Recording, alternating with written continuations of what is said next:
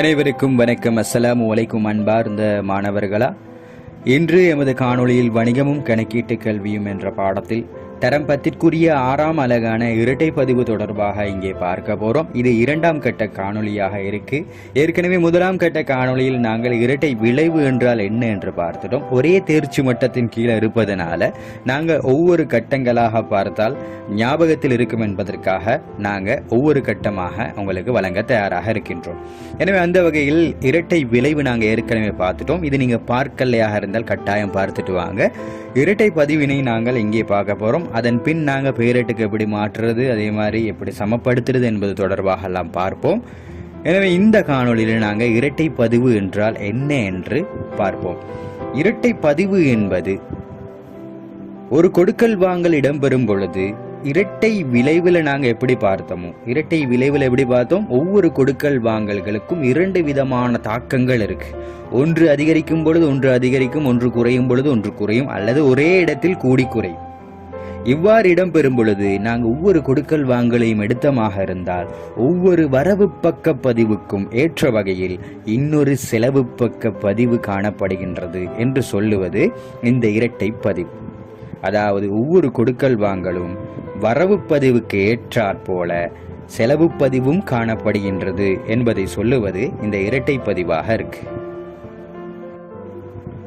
இரட்டை பதிவினை நாங்க பார்த்த பின் இந்த சொத்து சமன் உரிமை சக பொறுப்பு, அதாவது வளமையாக நாங்க படிக்கக்கூடிய இந்த கணக்கீட்டு சமன்பாட்டில் ஒரு சிறிது மாற்றங்களுடன் கூடிய ஒரு இதொன்று உங்களுக்கு தரப்போறேன். அதாவது நாங்க வளமையாக வருமானத்தை உரிமையில கூட்டுவோம், செலவுகளை உரிமையிலிருந்து கழிப்போம்.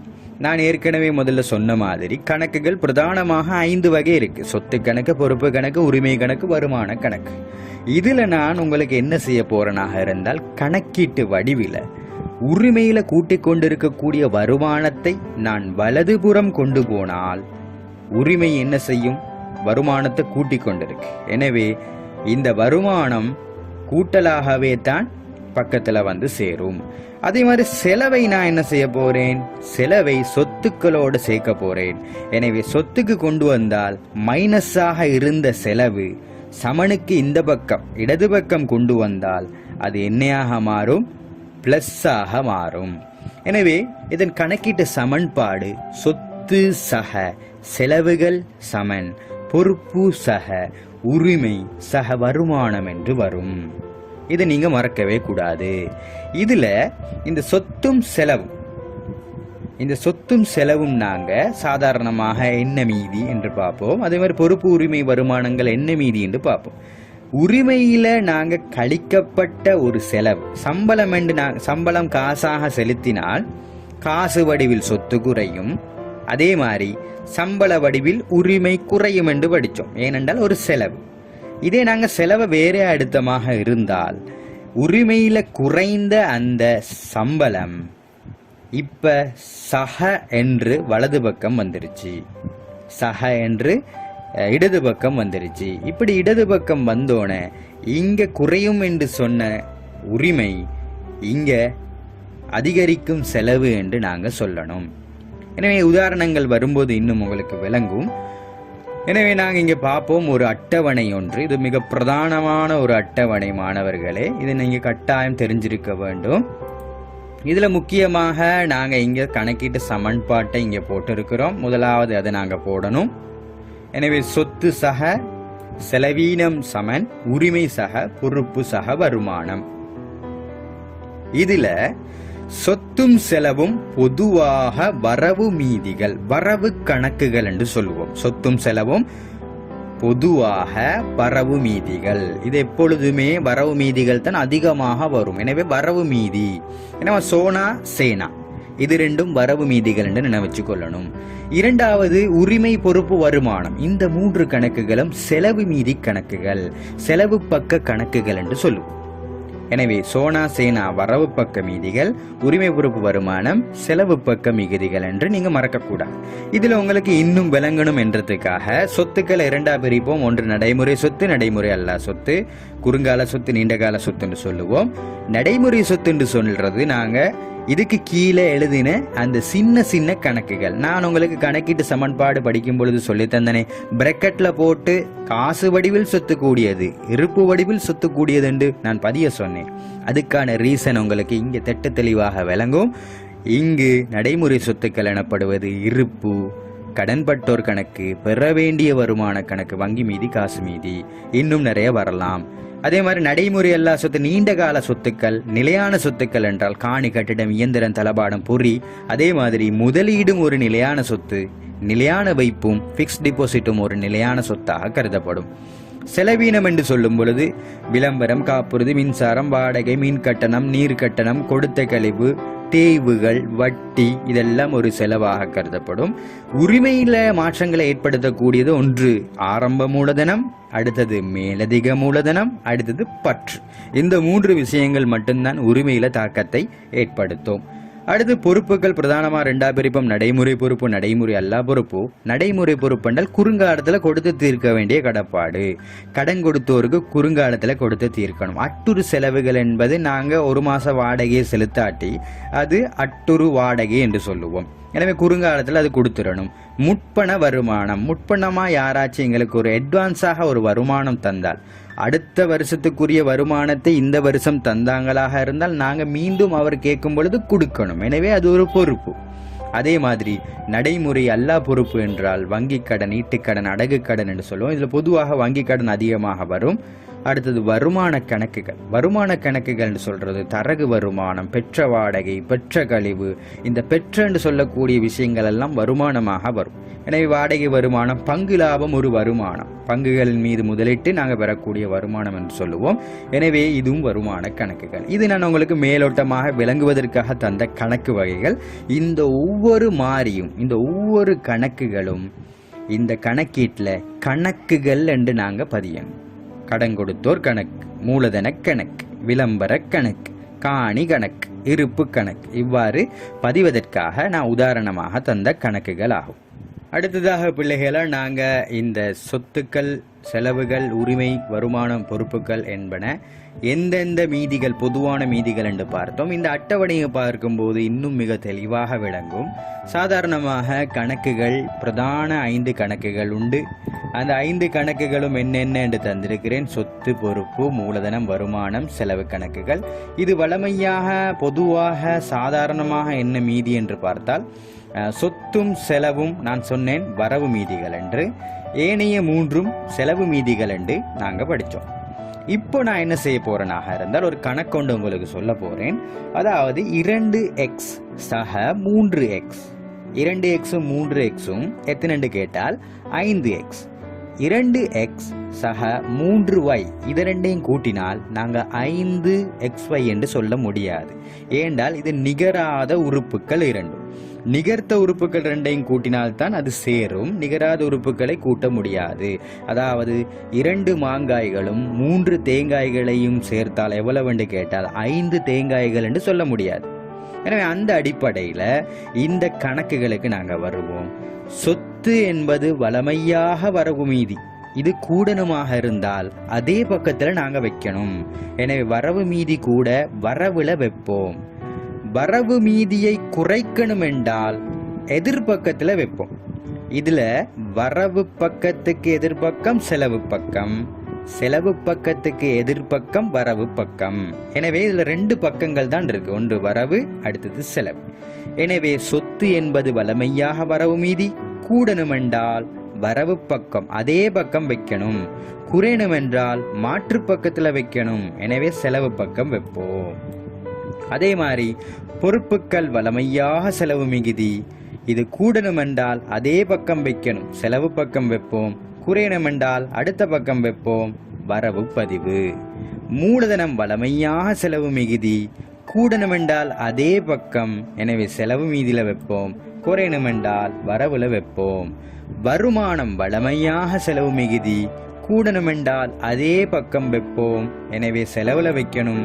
குறையணும் என்றால் மாற்று பக்கம் வைப்போம், எனவே வரவு பக்கம். செலவீனம் என்பது வளமையாக வரவு மீதி. கூடணும் என்றால் அதே பக்கம் வரவு பக்கம் வைப்போம். குறையணும் என்றால் அடுத்த பக்கம் வைப்போம், செலவு பக்கம் வைப்போம். எனவே இது ஒரு தியரி மாதிரி. எனவே நாங்கள் இலகுவுக்கு படிப்போம். சொத்தும் செலவும் வரவு மீதி. வரவு மீதி கூடணுமென்றால் வரவு பக்கத்தில் வைங்க, குறையணுமென்றால் அடுத்த பக்கம் அதாவது செலவு பக்கம் வைங்க. பொறுப்பும் மூலதனமும் வருமானமும் வளமையாக செலவு மிகுதி. கூடணுமென்றால் செலவு பக்கம் தான் வைக்கணும், குறையணுமென்றால் அடுத்த பக்கம் வைக்கணும் என்று நாங்கள் இந்த அட்டவணையை சரியான முறையில் தெரிந்திருந்தமாக இருந்தால் இந்த இரட்டை பதிவினை இலகுவாக செய்யலாம். ஓகே போல இந்த கணக்கை இன்னும் வழங்குறதுக்காக சில கணக்குகளை நாங்கள் பார்ப்போம். கடன் படுனர் கணக்கின் மீதி. கடன் படுனர் என்ன? ஒரு சொத்து கணக்கு. சொத்து கணக்குகள் வளமையாக என்ன மிகுதி? வரவு மிகுதி எனவும், கடன் கொடுனர் கணக்கு. கடன் கொடுனர் என்பது ஒரு பொறுப்பு கணக்கு. பொறுப்பு என்பது பொதுவாக என்ன மிகுதி? செலவு மிகுதியாக இருக்கும். இரண்டாவது கேள்வி பாருங்க. தளபாட கணக்கு மீதி அதிகரிக்க வேண்டுமாயின். தளபாடம் என்பது ஒரு சொத்து. சொத்து வளமையாக வரவு மீதி. வரவு மீதி கூடணுமெண்டா அதே பக்கத்தில் வைக்கணும். எனவே வரவு பக்கத்திலும். காசு மீதி குறைய வேண்டுமாயின். காசு என்பது ஒரு சொத்து.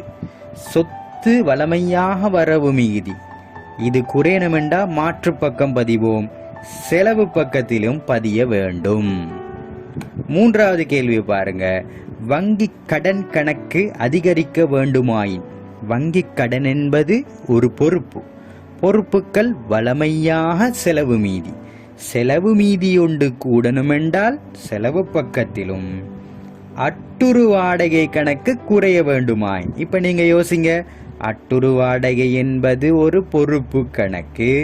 பொறுப்பு கணக்கு வளமையாக செலவு மீதி. இது குறைய வேண்டுமாயின் மற்ற பக்கம் பதிவோம். வரவு பக்கத்திலும் வைக்க வேண்டும் என்பது உங்களுக்கு நல்லா தெளிவாக விளங்கியிருக்கும். எனவே இதன் பின்னர் நாங்கள் இரட்டை பதிவுகள் எவ்வாறு வரும் என்பதை நாங்கள் சில உதாரணங்களை கொண்டு பார்ப்போம். ஓகே, முதலாவது கொடுக்கல் வாங்கல் பார்த்தீங்களாக இருந்தால், உரிமையாளர் 1,00,000 ரூபாய் மூலதனமிட்டார். 1,00,000 ரூபாய் மூலதனமிட்டா என்ன விளைவு ஏற்படும் என்று முதல்ல பார்ப்போம். காசு வடிவில் சொத்து கூடும், மூலதன வடிவில் உரிமையும் கூடும். ஏன்னா காசு கொண்டிருக்கிறார், காசு கூடி அடுத்தது மூலதன வடிவில் உரிமை கூட போகுது. இரட்டை விளைவினூடாக இரட்டை பதிவினை எவ்வாறு பெறலாம் என்று பார்ப்போம். பாருங்க, நான் ஒவ்வொன்றையும் எடுக்கிறேன். காசு என்பது சாதாரணமாக வரவு மீதி. இது கூடணுமென்றால் காசு கணக்கில் எந்த பக்கம் வைக்கணும்? வரவுல வைக்கணும். எனவே காசு கணக்கு வரவு 1,00,000. இரண்டாவது பாருங்க, இரண்டாவது என்ன தந்திருக்கான்? மூலதன வடிவில் உரிமை அதிகரிக்குது. மூலதனம் என்பது ஒரு உரிமை கணக்கு. உரிமை சாதாரணமாக செலவு மிகுதி. இந்த செலவு மிகுதி கூடணுமா இருந்தால் அதே பக்கம் பதியணும். எனவே செலவு பக்கத்திலும் பதிவோம். எனவே மூலதன கணக்கு செலவு 1,00,000. எனவே இதுக்கான இரட்டை பதிவு என்னன்னு கேட்டால், உரிமையாளர் 1,00,000 மூலதனம் கொண்டா இரட்டை பதிவு. காசு வருது, எனவே காசு கணக்கு வரவு, மூலதன கணக்கு செலவு என்று பதிவோம். எனவே ஒவ்வொரு கொடுக்கல் வாங்கல்களுக்கும் வரவு பதிவுக்கு ஏற்ற செலவு பதிவு காணப்படுறது என்று சொல்றது இதுதான். எனவே இதில் நாங்கள் எழுதும் பொழுது சில முறைகளை கடைபிடிக்கணும் பிள்ளைகளா. இந்த இடைவெளியை நாங்கள் பேணணும். முதலாவது எழுதின பின்னர் இரண்டாவது கொஞ்சம் இடைவெளி விட்டு தான் எழுதணும். அடுத்தது இலக்கங்கள் எழுதும் பொழுது இலக்கங்களுக்கு இடையிலான வேறுபாடு இருக்கணும். அதாவது இரண்டுக்கும் இடையில இடைவெளி இருக்கணும். முதலாவது எழுதிட்டு ஒரு இடைவெளி ஒன்று விட்டு இரண்டாவது நாங்கள் வலது பக்கம் எழுதணும். இதை நாங்கள் வளமையாக எப்படி எழுதலாமா இருந்தால், சாதாரணமாக இப்படி எழுதின வாக்களையும் எழுதலாம். அல்லது நாங்கள் இந்த 1,00,000 இங்கேயும் போட்டு இரண்டாவது 1,00,000 இங்கே போடலாம். மொத்தத்தில் இந்த ரெண்டும் கணக்குகளும் நேருக்கு நேர் மேல் கீழ் இருக்கக்கூடாது. வரவு மீதிகளும் செலவு மீதிகளும் நேருக்கு நேர் இருக்கக்கூடாது. வரவு மீதி இடது பக்கத்திலும் செலவு மீதி வலது பக்கத்திலும் இருக்கணும் என்பது இதில் குறிப்பிடத்தக்க ஒரு விஷயம். எனவே இன்னொரு கொடுக்கல் வாங்கலை நாங்கள் பார்ப்போம். வங்கி கடனாக 2,00,000 ரூபாய் பெறப்பட்டது. வங்கி கடன் 2,00,000 பெற்றால் என்ன நடக்கும்? காசு வடிவில் சொத்து கூடும், வங்கி கடன் வடிவில் பொறுப்பு கூடும். எனவே காசு கணக்கு சாதாரணமாக வரவு மீதி. காசு கணக்கு அதிகரிக்க வேண்டுமாயின் காசு கணக்கு வரவு 2,00,000 ரூபாய். தந்த தொகையை எழுதணும். அடுத்து இரண்டாவது என்ன, வங்கி கடன். வங்கி கடன் என்பது ஒரு பொறுப்பு கணக்கு. பொறுப்பு கணக்குகள் வழமையாக செலவு மீதி கூடணுமா இருந்தால் செலவு பக்கம் பதிவோம். எனவே வங்கி கடன் கணக்கு செலவு 2 லட்சம். பாருங்க, ஒவ்வொரு வரவு பதிவுக்கும் ஏற்ற செலவு பதிவு காணப்படுது. எனவே இது இரண்டாம் கொடுக்கல் வாங்கலுக்கான இரட்டை பதிவு. மூன்றாவது பார்ப்போம். நிலையான சொத்தொன்று 5 லட்சம் ரூபாய் பெறுமதியான தளபாடங்கள் நாங்கள் என்ன செய்கிறோம், கொள்வனவு செய்கிறோம். தளபாடம் உண்டு கொள்வனவு செஞ்ச தளபாடம் வரும், காசு வெளியே போகும். எனவே இரட்டை விளைவை பார்ப்போம். தளபாட கணக்கு வடிவில சொத்து கூடும். ஏன்னா தளபாடம் உண்டு வருது, காசு வடிவில் சொத்து குறையும். காசு நாங்கள் கொடுத்து தான் வாங்கணும். எனவே நிறுவனத்தை விட்டு காசு போகும். எனவே நாங்கள் பார்ப்போம், தளபாடம் வளமையா சொத்து கணக்கு, சொத்து கணக்குகள் வரவு மீதி அதிகரிக்க வேண்டுமாயின் வரவு பக்கம் வைப்போம். எனவே தளபாட கணக்குல வரவு எவ்வளவு, 5 லட்சம் ரூபாய். காசு கணக்கு என்பது இரண்டாவது விளைவு, நல்லா கவனிங்க. காசு கணக்கு என்பது ஒரு சொத்து கணக்கு. சொத்து கணக்கு அதிகரிக்க வேண்டுமாயின் வரவு பக்கம். இங்க என்ன செய்ய போகுது, காசு வெளியே போகுது. எனவே சொத்து குறையும் என்றால் சொத்து வளமையாக வரவு மீதி, குறையணும் என்றால் அடுத்த பக்கம் மாற்று பக்கம். எனவே காசு கணக்கு செலவு 5 லட்சம் என்று பதியும். எனவே இது மூன்றாம் கொடுக்கல் வாங்கலாக இருக்கு. அடுத்து நாலாவது கொடுக்கல் வாங்கல பாருங்க. நடைமுறை கணக்கில் வைப்பிலிடுதல், வங்கியிலிருந்து பணம் மீளப்பெறல், காசோலை பெறுதல் அல்லது காசோலை வழங்கல். சில கொடுக்கல் வாங்கல ஒரேடியே நாங்கள் பார்ப்போம். கிட்டத்தட்ட 5 கொடுக்கல் வாங்கல் இருக்கு. இதுல நான் விளைவை சொல்ல மாட்டேன், நீங்க இரட்டை பதிவை மட்டும்தான் எழுதணும். 1 லட்சம் ரூபாய் வைப்பிலிட்டு நடைமுறை கணக்கு ஆரம்பிக்கப்பட்டது. இதுல நாங்க வளமையாக கணக்கீட்டு சமன்பாட்டில் என்ன செய்வோம், வைப்பிலிட்டால் காசு வெளியே போகும். எனவே காசு வடிவில் சொத்து குறையும், வங்கி வடிவில் சொத்து கூடும். எனவே முதலாவது கூடுறத பதிவும் சொத்து வங்கி வடிவில் கூடும். எனவே வங்கி கணக்கு வரவு 1 லட்சம். சொத்து காசு வடிவில் குறையும். சொத்துக்கள் வளமையாக வரவு மீதி, குறையணும் என்றால் செலவு மீதி. எனவே காசு கணக்கு செலவு. இரண்டாவது பாருங்க.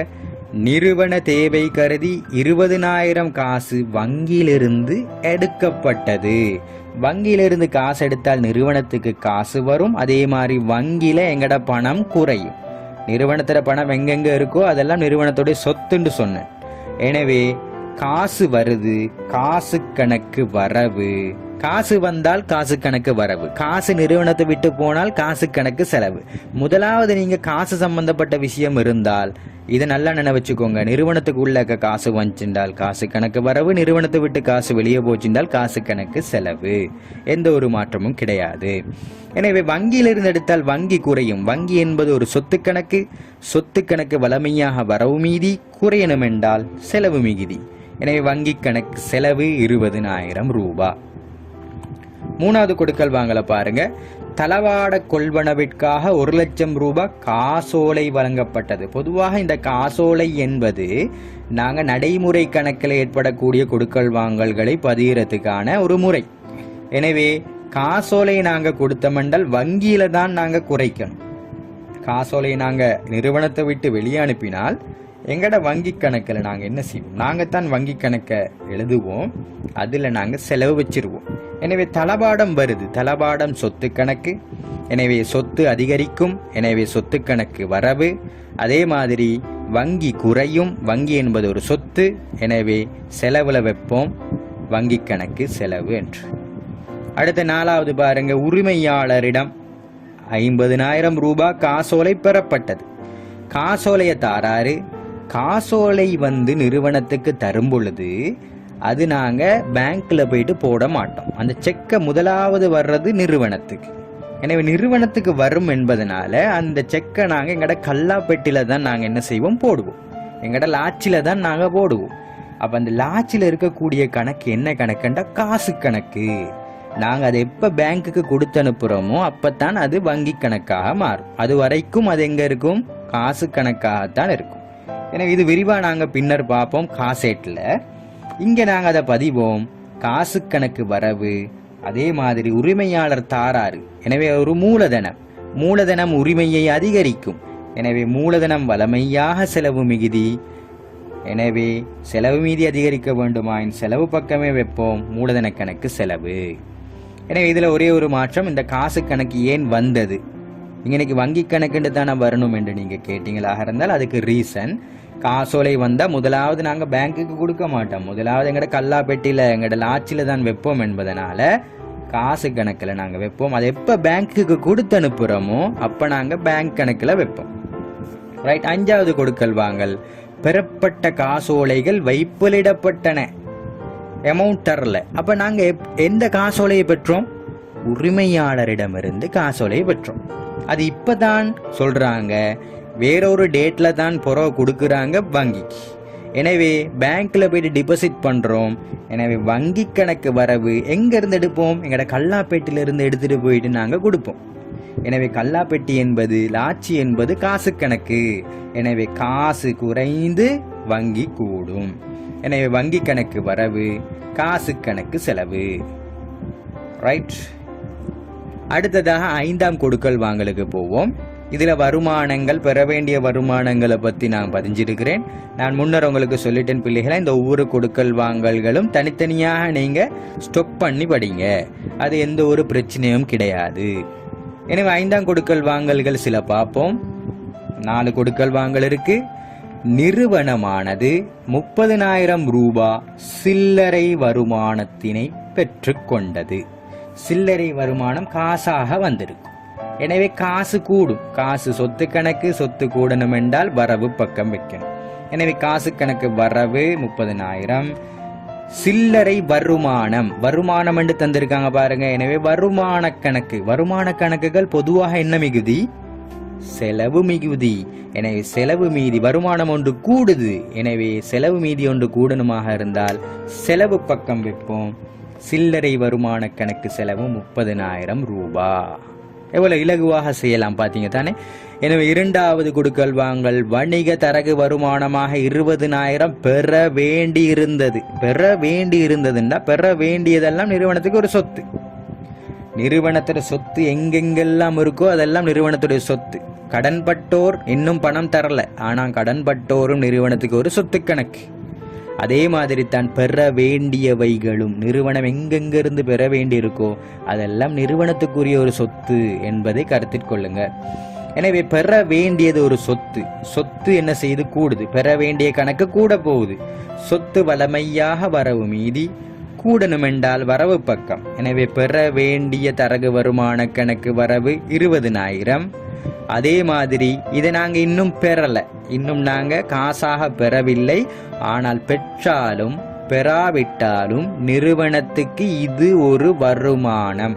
பெற்றோ பெறலையோ நிறுவனத்துக்கு இது ஒரு வருமானம். தரகு வருமானம் என்பது நிறுவனத்துக்கு ஒரு வருமானம் தானே. எனவே தரகு வருமான கணக்கு செலவு 20,000 ரூபாய். வருமானங்கள் பொதுவாக செலவு மீதி. செலவு மீதி அதிகரிக்க வேண்டுமாயின் செலவு பக்கம் வைப்போம். எனவே வருமான வடிவில செலவு பக்கமும், பெற வேண்டியது சொத்து வடிவில வரவு பக்கமும் வரும். எனவே இரண்டுக்கும் வித்தியாசம் இருக்கு. பெற வேண்டிய தரகு வருமான கணக்கு என்பது ஒரு சொத்து கணக்கு. தரகு வருமானம் என்று சும்மா சொன்னால் அது வருமான கணக்கு. 3வது, நிறுவனம் 50,000 ரூபாய் பங்கு லாபம் உழைத்ததுடன் அதில் ஒரு 10,000 ரூபாய் மட்டுமே காசாக பெற்றிருந்தது. நல்லா கவனிங்க, இந்த கொடுக்கல் வாங்கல் மிக முக்கியமான ஒரு கொடுக்கல் வாங்கல். 50,000 பங்கு லாபம் உழைத்தது, அது ஷுவர். அப்ப 50,000 எங்கட வருமானம். ஆனால் 10,000 தான் காசு எடுத்திருக்கிறாங்க. முதலாவது காசை பதிவோம். காசு வருது, எனவே காசு கணக்கு வரவு, அதுல எந்த ஒரு மாற்றமும் இல்லை. நான் இன்னும் எவ்வளவு எடுக்கணும், 10,000 தான் எடுத்திருக்கிறேன், இன்னும் எவ்வளவு எடுக்கணும், 40,000 ரூபாய் பெற வேண்டிய பங்கு லாபம். பெற வேண்டியதுன்னு சொன்னது நான் மேல சொன்ன மாதிரி ஒரு சொத்து கணக்கு. சொத்து கணக்கு அதிகரிக்க வேண்டுமாயின் வரவு பக்கம் வைப்போம். எனவே பெற வேண்டிய பங்கு லாப வருமான கணக்கு வரவு வரணும். எனவே வரவு 40,000. மொத்தமாக பங்கு லாபம் எனக்கு ஒரு வருமானம். எனவே வருமானம் என்பது செலவு மிகுதி. செலவு மீதி அதிகரிக்க வேண்டுமாயின் செலவு பக்கமே வைப்போம். பங்கு லாப வருமான கணக்கு செலவு 50,000. பாருங்க, வரவு மிகுதிகளும் செலவு மிகுதிகளும் சமப்படணும். இதுதான் இரட்டை பதிவு. இரட்டை பதிவு என்று சொல்றது வரவும் செலவும் சமமாக இருக்கணும் என்றல்ல, வரவு மீதிகளின் கூட்டுத்தொகையும் செலவு மீதிகளின் கூட்டுத்தொகையும் சமமாக இருக்க வேண்டும். பாருங்க, இதுல வரவு மீதிகள் 10, 40, 50,000. அதே மாதிரி செலவு மீதி 50,000. வரவு மீதிகளை நான் ஒரே வரிசையில் எழுதியிருக்கிறேன், செலவு மீதிகள் ஒரே வரிசையில் எழுதியிருக்கிறேன், ரெண்டுக்கும் இடைவெளி விட்டிருக்கிறேன். இதை நாங்கள் கருத்தில் கொள்ளணும். அதுக்காக போட்ட உதாரணம் தான் அது. 4வது கொடுக்கல் வாங்கல பாருங்க. நிறுவனம் தரகு வருமானம் 10,000 ரூபாவினை நேரடியாக வங்கி கணக்கில் பெற்றது. நேரடியாக வங்கி அறவிட்டது. நேரடியாக வங்கி அறவிட்டால் எங்கட கல்லாப்பெட்டிக்கு வராது, நேரடியாக வங்கியில போயிரும். எனவே வங்கி கூடும், வங்கி பேலன்ஸ் கூடும். எனவே வங்கி என்பது ஒரு சொத்து கணக்கு. சொத்து கணக்குகள் வரவு மீதி கூடணும் என்றால் வரவு பக்கம் வைப்போம். வங்கி கணக்கு வரவு 10,000. தரகு வருமானம் என்பதனால இது ஒரு வருமானம். எனவே தரகு வருமானம் என்பது வருமானங்கள் என்றதுனால செலவு மீதி. எனவே செலவு மீதி அதிகரிக்கணும். எனவே செலவு பக்கமே வெப்பம். எனவே 10,000. எனவே இதை நான் விரிவாக சொல்வதனால பிள்ளைகளை உங்களுக்கு விளங்கும் என்று தான் சொல்றேன். ஷோர்ட்டாக சொல்லலாம், ஆனால் உங்களுக்கு விளங்கி படிக்கணும் என்றதுக்காக ஒவ்வொரு கொடுக்கல் வாங்கலை முடிச்சுட்டு போ. அடுத்ததாக நீங்க பார்த்தீங்களாக இருந்தால் 6வது கொடுக்கல் வாங்கல். 6வது கொடுக்கல் வாங்கல் செலவீனத்தை செலுத்துதல் மற்றும் செலுத்த வேண்டிய செலவுகள். இதுல சில கொடுக்கல் வாங்கல்கள், 4 கொடுக்கல் வாங்கல்களை பார்ப்போம். நிறுவன வருட சம்பளம் 50,000 ரூபாய் செலுத்தியது. செலுத்தினால் காசாக போயிருக்கும். எனவே காசு வளமையாக சொத்து கணக்கு, சொத்து கணக்குகள் வரவு மீதி ஒன்று குறையணுமாக இருந்தால் செலவு பக்கம் வைப்போம். எனவே காசு போகுது. எனவே காசு கணக்கு செலவு. சம்பளம் என்பது ஒரு செலவீன கணக்கு. செலவீன கணக்கு என்பது ஒரு வரவு மீதி கூடணும் என்றால் வரவு பக்கம் வைப்போம். எனவே முதலாவது சம்பளத்தை பதிவோம். சம்பள கணக்கு வரவு. ஏன் சம்பள கணக்கு வரவுல பதிஞ்சோம்? சம்பளம் என்பது ஒரு செலவீன கணக்கு. செலவீன கணக்குகள் பொதுவாக வரவு மீதி கூடணுமாக இருந்தால் செலவொண்டு கூடுது, எங்களுக்கு கொடுக்க வேண்டிய செலவுகள் கூடுது. எனவே செலவொண்டு அதிகரிக்க வேண்டுமாயின் அதே பக்கம் பதிவோம், வரவு பக்கம். எனவே நான் காசாக செலுத்தியிருக்கிறேன். எனவே காசு வெளியே போகுது. காசு கணக்கு செலவு 50,000. வாடகை செலவு 20,000 ரூபாய் செலுத்த வேண்டியுள்ளது. நாங்க செலுத்த வேண்டியதெல்லாம் எங்களுக்கு பொறுப்பு கணக்கு. கடன் கொடுத்தோருக்கு செலுத்த வேண்டியது, வங்கி கடன் செலுத்த வேண்டியது, இதெல்லாம் பொறுப்பு கணக்குகள் என்பது எங்களுக்கு தெரியும். வாடகை என்பது ஒரு செலவீன கணக்கு. செலவீன கணக்குகளுக்கு எப்பொழுதுமே வரவு மிகுதி. எனவே வாடகை 20,000 செலவு தான் நிறுவனத்துக்கு. அது கொடுத்தோ இல்லையோ செலவாகத்தான் கருதப்படும். எனவே வாடகை கணக்கு வரவு 20,000. கொடுக்க வேண்டிய அல்லது அட்டுறு செலவு என்று சொல்றது இதுக்குத்தான். அட்டுறு வாடகை அல்லது கொடுக்க வேண்டிய வாடகை கணக்கு செலவு 20,000. கொடுக்க வேண்டியது என்பது பொறுப்பு கணக்கு. பொறுப்பு கணக்கு அதிகரிக்க வேண்டுமாயின் செலவு பக்கம் பதிவோம். காப்புறுதி கட்டணம் 30,000 ரூபாய் காசோலை வரைந்து வழங்கப்பட்டது. செக் மூலம் கொடுத்திருக்கோம். செக் நிறுவனத்தை விட்டு வெளியே போனால் வங்கி கணக்குல தான் குறைக்கிறது. நிறுவனத்தை விட்டு செக் வெளியே போனால் வங்கி கணக்குல குறைப்போம். செக் உள்ளக வந்தால், நிறுவனத்துக்கு உள்ளக வந்தால் காசு கணக்கில் தான் பதிவும், கல்லாப்பெட்டில பதிவும். ரைட்டா? காப்புறுதி கட்டணம் காசோலை மூலம் செலுத்தப்பட்டுருச்சு. எனவே நாங்கள் வங்கியில செலவு வச்சிருவோம். காப்புறுதி கட்டணம் என்பது ஒரு செலவீன கணக்கு. செலவீன கணக்கு என்பது வரவு மீதி கணக்குகள். வரவு மீதி அதிகரிக்க வேண்டுமாயின் வரவுலே பதிவோம். எனவே காப்புறுதி கணக்கு வரவு, காசோலை செலுத்தியிருக்கிறோம், வங்கி கணக்கு செலவு.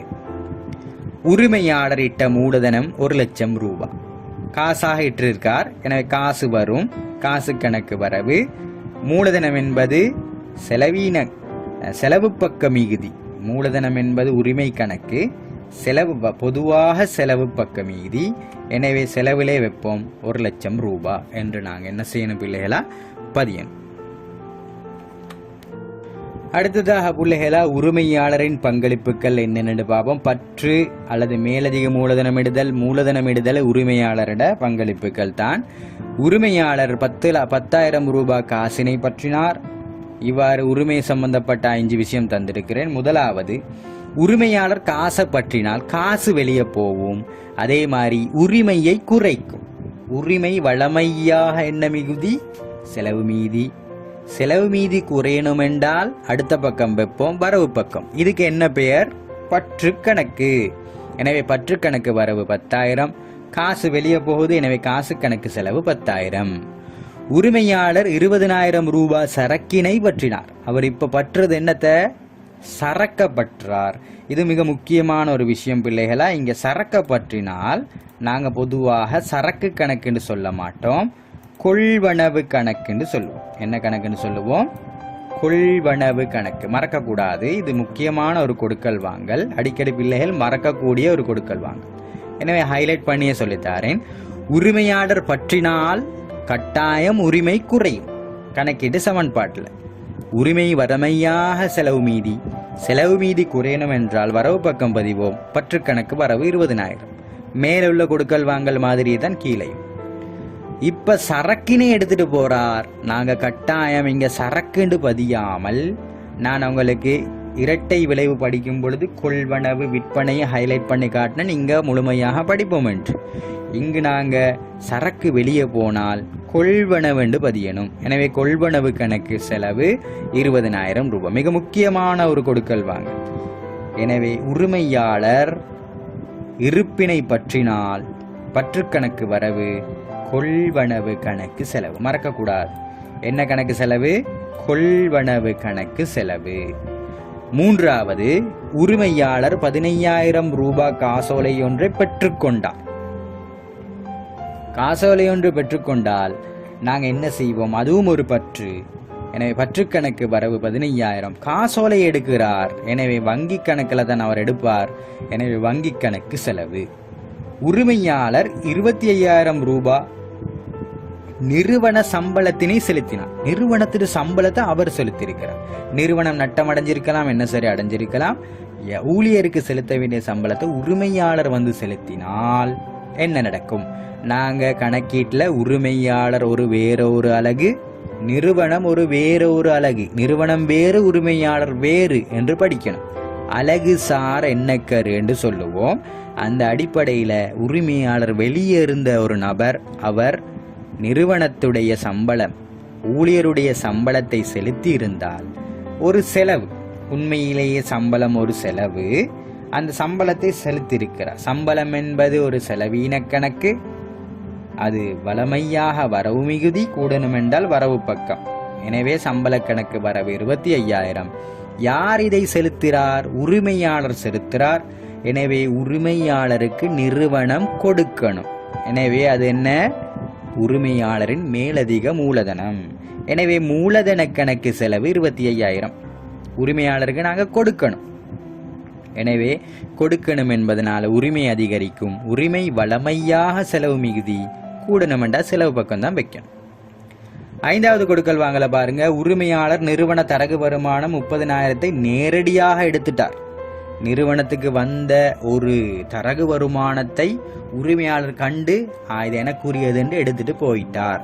இப்படி எடுத்துட்டு போனா எனக்கு நிறுவனத்துக்கு வந்த ஒரு வருமானம், அத உரிமையாளர் எடுத்துட்டு போயிட்டார். எனவே எடுத்துட்டு போனதெல்லாம் பற்றுன்னு சொல்லுவோம். பற்றுக்கள் எப்பொழுதுமே வரவு மிகுதி, அதுல மாற்றம் இல்லை. எனவே பற்று கணக்கு வரவு 30,000. நிறுவனத்துக்கு வந்த ஒரு தரகு வருமானம் என்பதனால தரகு வருமான கணக்கு செலவு 30,000. தரகு வருமானம் என்பது வருமான கணக்கு. வருமான கணக்குகள் பொதுவாக செலவு மீதி, செலவு மீதி கூடணும் என்றால் செலவு பக்கம் வைங்க. எனவே தரகு வருமான கணக்கு செலவு 30,000. பொதுவாக இந்த டைட்டிலாக நான் பிரித்து உங்களுக்கு படிப்பிக்கிறதுக்கான ரீசன் பிள்ளைகளா, இதில் உங்களுக்கு தேவையான சகல கொடுக்கல் வாங்கல்களும் இதில் இருக்கு. என்ன டவுட் வந்தாலும் இந்த காணொளி மூலம் நீங்கள் தீர்த்து கொள்ள முடியும். எனவே அடுத்தது நாங்கள் பார்ப்போம். 8வது, சரக்குகள் காசுக்கு கொள்வனவு மற்றும் கடனுக்கு கொள்வனவு. இது மிக முக்கியமான ஒன்று. நான் உங்களுக்கு கொள்வனவையும் விற்பனையையும் ஹைலைட் பண்ணி காட்டினேன் பிள்ளைகளா, அதுதான் இங்கே வரப்போகுது. இரட்டை விளைவு பாடத்தை நீங்கள் படிச்சிருந்தீங்களாக இருந்தால், காணொலியை பார்த்தீங்களாக இருந்தால் இது உங்களுக்கு நல்லா விளங்கும். இங்கே கொள்வனவுன்னு சொல்லும் பொழுது சரக்கு வடிவில் கொள்வனவு இடம்பெறும், சரக்கு வடிவில் விற்பனை இடம்பெறும். இங்கு சரக்கு கணக்கு என்று நாங்கள் பதிய மாட்டோம். எனவே இதுக்கு நாங்கள் சில உதாரணம் 3 பார்ப்போம். 10,000 ரூபாய் பெறுமதியான சரக்குகள் கொள்வனவு செய்யப்பட்டன. கணக்கீட்டு சமன்பாட்டில் எப்படி எழுதணும்? காசு போகும், சரக்கு வரும். சரக்கு வடிவில் சொத்து கூடும், காசு வடிவில் சொத்து குறையும். இங்கு காசு என்பது ஓகே, ஆனா சரக்கு என்று வார இடத்துல எல்லாம் ஒன்று கொள்வனவாக அல்லது விற்பனையாக பதியணும். நாங்க நிறுவனத்துக்கு உள்ளக்க சரக்கு வந்து சென்றால் அது கொள்வனவாகவும், நிறுவனத்தை விட்டு வெளியே போனால் அது விற்பனையாகவும் பதியணும் கொள்வனவு விற்பனைகளின் பொழுது. ரைட்டா? எனவே 10,000 ரூபாய் அவர் கொள்வனவு செய்தால் சரக்கு வரும். எனவே இதுக்கு நாங்க கொள்வனவு என்று சொல்லுவோம். எனவே கொள்வனவு கணக்கு வரவு 10,000, காசு வெளியே போகும், காசு கணக்கு செலவு 10,000. இது மிக முக்கியமான கொடுக்கல் வாங்கல், கட்டாயம் நீங்க தெரிஞ்சிருக்கவே வேண்டும். இரண்டாவது பாருங்க, 5,000 ரூபாய் பெறுமதியான சரக்குகள் கமலிடம் கொள்வனவு. பேர் குறிப்பிட்டு ஒரு கொள்வனவு அல்லது விற்பனை வந்து சென்றால் அது நிச்சயமாக கடன் கொள்வனவு அல்லது கடன் விற்பனை. ஒரு பெயரை குறிப்பிட்டு சரக்குகள் கொள்வனவு, பண்டங்கள் கொள்வனவு அல்லது இருப்புக்கள் கொள்வனவு என்று வந்தால் அது நிச்சயமாக கடன் அடிப்படை தான். எனவே கடனுக்கு நாங்கள் கொள்வனவு செய்யக்கூடிய நபர் யாரு? கடன் கொடுனர். கடனுக்கு விற்பனை செய்யக்கூடிய நபர் யாரு? குமாருக்கு விற்பனை என்று வந்து சென்றால் அது கடன் பட்டோராக இருக்கும். எனவே கடன் கொடுத்தோர் என்பது வழமையாக பொறுப்பு கணக்கு. பொறுப்புக்கள் செலவு மிகுதி, செலவு மிகுதி கூடணும் என்றால் செலவு பக்கம் வைப்போம். எனவே கொள்வனவு கணக்கு வரவு, கடன் கொடுனர் கணக்கு செலவு. சரக்குகள் கொண்டு வரோம், எனவே கொள்வனவு கணக்கு வரவு, கொள்வனவு கணக்கு எப்பொழுதும் வரவு. அதே மாதிரி கடன் கொடுனர் கணக்கில் செலவு. ஏன்? கடன் கொடுத்தோருக்கு நாங்கள் கொடுக்கணும் பணம், பொறுப்பு கணக்கு. அடுத்தது பாருங்க, 8,000 ரூபாய் பெறுமதியான சரக்குகள் காசோலை வரைவதன் மூலம் கொள்வனவு செய்யப்பட்டன. காசோலை வரைஞ்சி காசோலையை கொடுத்து நாங்கள் என்ன செய்கிறோம்? இந்த இருப்புக்களை கொள்வனவு செய்கிறோம். எனவே இருப்பு கொள்வனவு. எனவே கொள்வனவு கணக்கு வரவு 8,000. காசோலை வரைந்து கொடுக்கிறோம், நிறுவனத்தை விட்டு வெளியே செக் போகுது. எனவே வங்கி கணக்கு செலவு 8,000 ரூபாய் என்று பதிவு. ஓகே பிள்ளைகளா, 9வது கொடுக்கல் வாங்கல் என்ன என்று பார்ப்போம். இங்கு சரக்குகள் காசுக்கு மற்றும் கடனுக்கு விற்பனை செய்யறத பார்க்க போறோம். நாங்கள் கொள்வனவை பார்த்தோம், அந்த கொள்வனவு செய்யும் பொழுது கொள்வனவு கணக்கு என்று பதிஞ்சோம். அதே மாதிரி விற்பனை செய்யும் பொழுது நாங்கள் விற்பனை கணக்கு என்று பதியணும். ஏன்னா சரக்கு நாங்கள் விற்பனை செஞ்சால் சரக்குகள் வெளியே போகும், காசு உள்ளக வரும் என்று நாங்கள் கணக்கீட்டு சமன்பாட்டில் படித்திருந்தாலும் இங்கே நாங்கள் விற்பனை கணக்கு என்று அதனை பதிய வேண்டும். எனவே நாங்கள் சில கொடுக்கல் வாங்கல்களை எடுத்து நாங்கள் பதிஞ்சு பார்ப்போம். முதலாவது, 1,00,000 ரூபாய் பெறுமதியான சரக்குகள் விற்பனை செய்யப்பட்டன. எனவே நாங்கள் சும்மா விற்பனை என்று தந்தால் அது காசு விற்பனை என்று அர்த்தம். எனவே நாங்கள் விற்பனை செஞ்சால், ஒரு பொருளை விற்பனை செய்தால் காசு எங்களுக்கு கிடைக்கும். எனவே காசு கணக்கு வரவு, அதில் எந்த ஒரு மாற்றமும் கிடையாது. அதே மாதிரி விற்பனை செய்கிறோம். விற்பனை என்பது நிறுவனத்தின் பிரதானமான ஒரு வருமானம். விற்பனை என்பது மிக பிரதான மெயின் வருமானம் ஐத்தான். விற்பனை வருமானத்திலிருந்து தான் நாங்கள் லாபத்தை எடுப்போம். எனவே வருமானங்கள் வளமையாக செலவு மிகுதி, செலவு மீதி கூடணுமாக இருந்தால் செலவு பக்கம் வைப்போம். என்ன பேர்ல வைக்கணும்? விற்பனை கணக்கு செலவுண்டு வைக்கணும். ரைட். அடுத்தது 1,00,000 10,000 ரூபாய் பெறுமதியான பண்டங்கள் சிமலுக்கு விற்பனை செய்யப்பட்டன. பெயர் குறிப்பிட்டால் அது என்ன விற்பனை? கடன் விற்பனை. எனவே இவருக்கு பொதுவான பெயர் என்ன? கடன் பட்டோர். நாங்கள் சிமல் கணக்குண்டும் வைக்கலாம், பிரச்சனை இல்லை. ஆனால் நாங்கள் பொதுவான பெயர் என்னவோ அதை வைக்கிறது நல்ல. இதுக்கான காரணத்தை நாங்கள் பின்னக படிப்போம். பேரிட்டு கணக்குகள் அதே மாதிரி மூலையீடுகளில் படிப்போம், அதை அங்கே பார்ப்போம் பிள்ளைகளா. எனவே நாங்கள் இங்கே கடன் பட்டோருண்டே பொதுவானதை நாங்கள் படிப்போம். ரைட். எனவே 10,000 பெறுமதியான பண்டங்கள் சிமலுக்கு நாங்கள் விற்கிறோம். சிமல் என்பவர் கடன் படுனர். கடனுக்கு எங்கள்கிட்ட பொருளை வாங்கிட்டு போன நபர். எனவே கடன் படுனர் என்று சொல்லுவோம். கடன் படுனர் வளமையாக சொத்து கணக்கு. சொத்துக்கள் அதிகரிக்க வேண்டுமாயின் வரவு பக்கம் வைக்கணும். எனவே கடன் படுனர் கணக்கு வரவு 10,000, விற்பனை கணக்கு செலவு 10,000. மூன்றாவது கணக்கை பாருங்க. 20,000 பெறுமதியான இருப்புக்கள் விற்பனையின் மூலம் காசோலை பெறப்பட்டு வங்கியில் இடப்பட்டாச்சு. நேரடியாக என்ன செஞ்சிட்டோம்? வங்கியில் இட்டுட்டோம். எனவே எங்களோட பேங்க் அக்கவுண்ட் கூடும். அதே மாதிரி விற்பனை என்பதனால விற்பனை வருமானம் கூடும். எனவே நாங்கள் பதிவோம் பேங்க் அக்கவுண்ட் கூடுது, எனவே வங்கி கணக்கு வரவு. அதே மாதிரி விற்பனை என்பது வருமான கணக்கு, வருமானங்கள் செலவு மீதி, செலவு மீதி கூடணுமாக இருந்தால் செலவு பக்கம் வைப்போம், விற்பனை கணக்கு செலவு. அடுத்த 10வது கொடுக்கல் வாங்கலுக்கு போவோம், தீர்ப்பனவுகள் என்று சொல்லுவோம். இதுல வங்கி கடனை தீர்ப்பனவு செய்யலாம், கழிவு நீக்கி தீர்ப்பனவு செய்யலாம். இது கொஞ்சம் அட்வான்ஸாக உங்களுக்கு தந்த ஒரு விஷயம், எங்களுக்கு பிறகு இன்னும் போகும் பொழுது தேவைப்படும். எனவே நீங்க மேலோட்டமா இப்பொழுதுக்கு நினைவு வச்சு கொண்டால் போதும், நாங்க அந்தந்த கணக்குகள் வரும் பொழுது இன்னும் மிக தெளிவாக உங்களுக்கு கிடைக்கும். இதுக்கு சில கொடுக்கல் வாங்கல்கள் எடுப்போம் பிள்ளைகளா. 4 கொடுக்கல் வாங்கல் எடுத்திருக்கிறேன். முதலாவது நாங்க வங்கி கடனை தீர்ப்போம். நாங்க வங்கி கடன் ஒன்று எடுத்திருக்கோம், மாதம் கட்டணம் ஒன்று செலுத்தணும், அதுக்கு சொல்லுவோம் தவணை கட்டணம். அந்த தவணை கட்டணம் சும்மா வங்கி எடுக்குமா? இல்லை, எங்ககிட்ட இருந்து வட்டியும் சேர்த்து எடுக்கும். அப்போ வட்டி நாங்கள் மேலதிகமாக கொடுக்கக்கூடிய ஒரு அமௌண்ட். இது நிறுவனத்துக்கு ஒரு செலவு. என்னடா மேலதிகமாக கொடுக்குறோம் வட்டி, வட்டி ஒரு செலவு கணக்கு, நான் ஏற்கனவே சொன்னேன். இங்கு வங்கி கடனில் 21,000 ரூபாய் தவணை கட்டணம் செலுத்தப்பட்டது. இதில் 1000 ரூபாய் வட்டி உள்ளடங்கி இருக்கு. எனவே 20,000 தான் உண்மையிலேயே நான் தவணை கட்டணத்துக்காக செலுத்தினது. இதில் 1000 ரூபாய் ஏண்ட நிறுவன சல்லி, எனவே அது ஒரு வட்டி செலவாக கருதப்படும். 21,000 ரூபாய் மொத்தமாக காசு கொடுக்கிறேன், காசு வெளியே போகும். எனவே நாங்கள் ஒவ்வொன்றாக பார்ப்போம். முதலாவது வங்கி கடன் என்ன செய்யும்? குறையும். எவ்வளவு குறையும்? 21,000 குறையுமா, 20,000 குறையுமா? நாங்கள் உண்மையிலேயே வங்கி கடனுக்காக எவ்வளவு செலுத்துறோம்? 20,000 ரூபாய் தான். 1000 ரூபாய் நிறுவனத்துக்கு நாங்கள் கொடுக்கிற மேலதிக ஒரு வருமானம் அவனுக்கு. எனவே பதிவோம், வட்டி கணக்கு வரவு 1000. வட்டி என்பது ஒரு செலவு கணக்கு, செலவீன கணக்கு. செலவீன கணக்குகள் என்ன மிகுதி? வரவு மிகுதி. வரவு மீதி கூடணும் என்றால் வரவு பக்கம் வைப்போம், வட்டி கணக்கு வரவு 1000.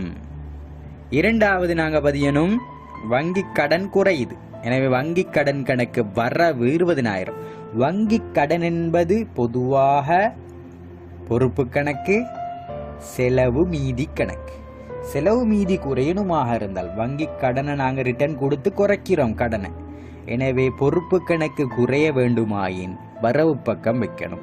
வங்கி கடன் கணக்கு வரவு 20,000. மொத்தமாக நாங்கள் காசு கொடுக்கிறோம் 21,000. நிறுவனத்தை விட்டு காசு வெளியே போகுது.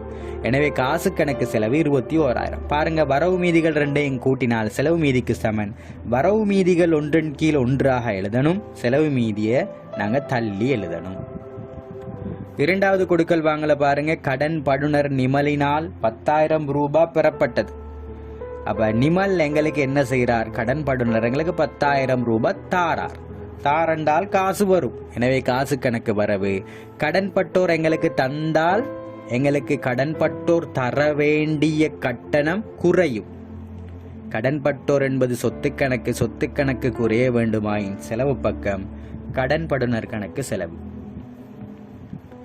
மூன்றாவது கொடுக்கல் வாங்கல பாருங்க, சென்ற வருட கடன் பட்டோரில் 2,000 ரூபாய் பெறுமதியான ககனுக்கு 10,000 ரூபாய் கழிவுடன், இதுக்கு சொல்றது கொடுத்த கழிவு, கணக்கு தீர்க்கப்பட்டது.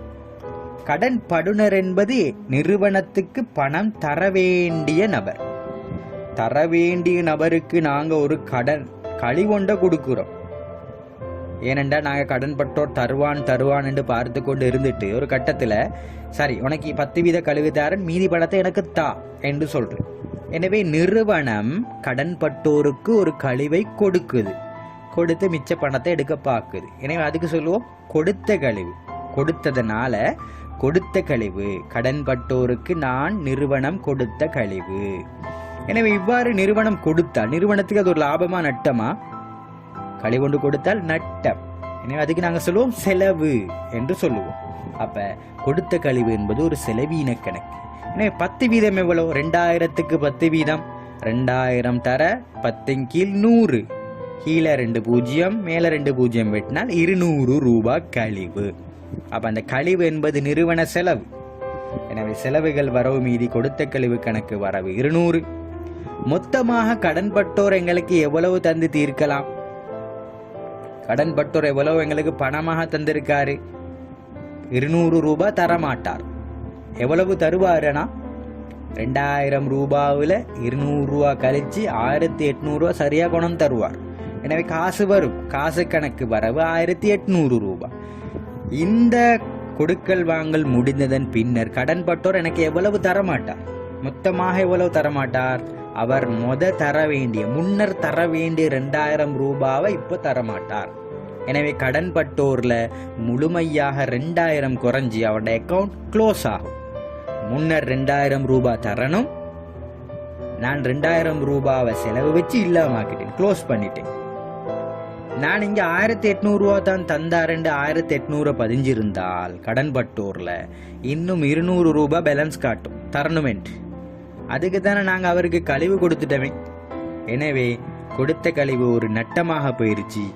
கொடுத்த கழிவு கணக்கு வரவு, காசு கணக்கு வரவு 1800, கடன்பட்டோர் கணக்கு செலவு 2000.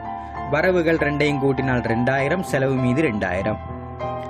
மூன்றாவது கணக்கு பாருங்க. சென்ற வருட கடன் கொடுனர் தொகைக்குரிய 5000 ரூபாய் இம்மாதம் செலுத்தப்பட்டது. காசு செலுத்துறோம், காசு கணக்கு செலவு. கடன் கொடுத்தோர் என்பது ஒரு பொறுப்பு கணக்கு. பொறுப்பு என்ன செய்யும்? பணம் கொடுத்தால் பொறுப்பு குறையும், பணத்தை கொடுத்தால் பொறுப்பு என்ன செய்யும்? எங்கட கடன் குறையும். பொறுப்புகள் வளமையாக என்ன மீதி? செலவு மீதி. செலவு மீதி ஒன்று குறையணும் என்றால் வரவு பக்கம் வைப்போம். எனவே கடன் கொடுனர் கணக்கு வரவு 5000, காசு கொடுத்துட்டோம், காசு கணக்கு செலவு 5000 ரூபாய். இவ்வாறு 10 கொடுக்கல் வாங்கல்களை பிரதான தலைப்புகளில் உள்ளடக்கி உங்களுக்கு அனைத்தையும் நான் சொல்லி தந்துட்டேன் பிள்ளைகளா. ஏதாச்சும் உங்களுக்கு டவுட் இருந்துச்சென்றால், சந்தேகங்கள் இருந்துச்சென்றால் நீங்க கீழே கமெண்ட் பண்ணுங்க, அல்லது இந்த பர்சனல் நம்பர் எடுத்து நீங்க டவுட்டை கேட்கலாம், இல்லது உங்களோட ஆசிரியர்களிடம் நீங்க என்ன செய்யலாம், இந்த டவுட்டை கேட்கலாம். எனவே பிள்ளைகளா, கடைசியாக இது தொடர்பான ஒரு பயிற்சி உங்களுக்கு தரப்படுது. கிட்டத்தட்ட 10 கொடுக்கல் வாங்கல் இருக்கு. இது அனைத்துக்கும் நீங்க இரட்டை பதிவு எழுதணும். இரட்டை பதிவு எழுதும் பொழுது நீங்க வரவு கணக்கை எழுதி வரவு பக்கத்திலும் செலவு மிகுதியினை எழுதி செலவு பக்கம் 3வது நிரலிலும் எழுதணும். உதாரணமாக, உரிமையாளர் 2 லட்சம் காசு மற்றும் 1 லட்சம் பெறுமதியான சரக்கு இரண்டையும் கொண்டு வரார். எனவே காசு கணக்கு வரவு 2 லட்சம். அதே மாதிரி சரக்குகளை கொண்டு வரார். சரக்குகளை கொண்டு வந்தால் இருப்பு கணக்கு வருது. எனவே இருப்பு கணக்கு வரவு 1 லட்சம். அதே மாதிரி எங்களுக்கு இது அனைத்தையும் இந்த 3 லட்சம் நாங்கள் உரிமையாளருக்கு கொடுக்கணும். எனவே மூலதன கணக்கு செலவு 3 லட்சம் என்று தொடராக வரும். எனவே பிள்ளைகளை, இவ்வாறு கொடுக்கல் வாங்கல்கள் சில இருக்கு. இதை நீங்க ட்ரை பண்ணி எங்களுக்கு அனுப்புங்க. எனவே மாணவர்களை, இத்துடன் இந்த காணொலியை நான் நிறுத்திக் கொள்கிறேன். நன்றி, வணக்கம்.